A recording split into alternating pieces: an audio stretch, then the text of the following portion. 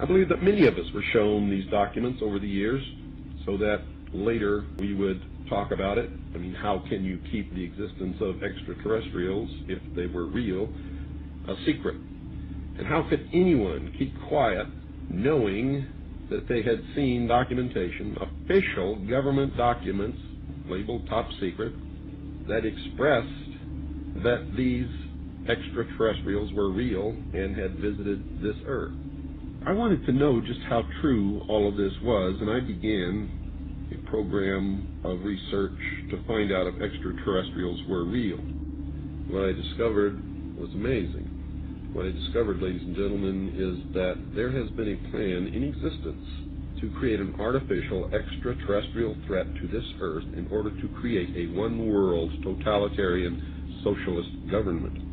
All the bombardment of the public with movies about flying saucers in the 50s, right after the United Nations Treaty was signed and the UN Participation Act was pushed through Congress, and all of the incidents since that have convinced the majority of the American people that flying saucers are real and extraterrestrials exist, and that flying saucers are from an extraterrestrial origin. This is being promulgated in many ways, by television commercials, in the movies, in the newspapers, by creating incidents either real or imagined.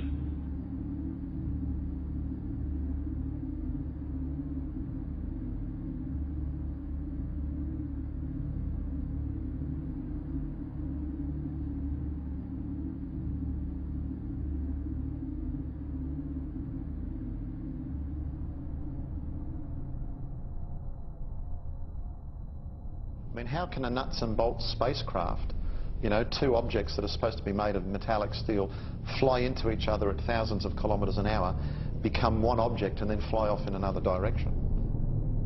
He says the UFOs do not seem to exist as tangible manufactured objects. They do not conform to the natural laws of our environment. They seem to be nothing more than transmogrifications tailoring themselves to our abilities to understand. The thousands of contacts with the entities indicate that they are liars and put-on artists.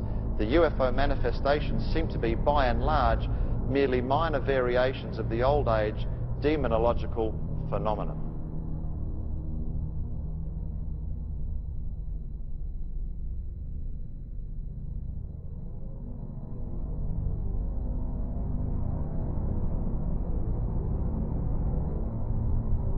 And again, the researchers will show you that the messages being received are deceptive in nature. They will tell you things like, well, you know, we've come from Venus or Mars in the 60s. That was the messages. Well, we now know that's impossible. Now they say they come from Sirius or Orion or Zeta Reticuli or somewhere far off, where we can't test those claims. And that's the problem. And some of the stories they've told us, like that, we know to be demonstrably not true. And if someone comes to you, Chris, and tells you a story and does all these things and says, I'm here to help you, but then does brutal things to you and then lies to you, then I don't think trust is a good place to start.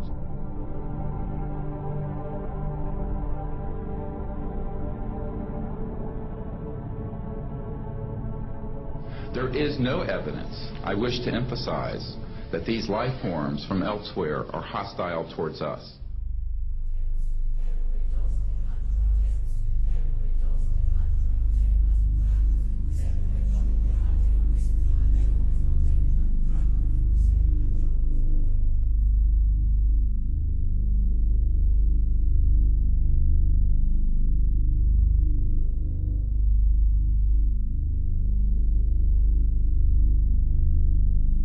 Better way to implement a plan to bring about a one-world government than to create the possibility in the minds of the people of the world that we are being threatened from some other species, from some other planet, and do it in a way that if anybody questions it or challenged it or wants to talk about it publicly, that they are ridiculed.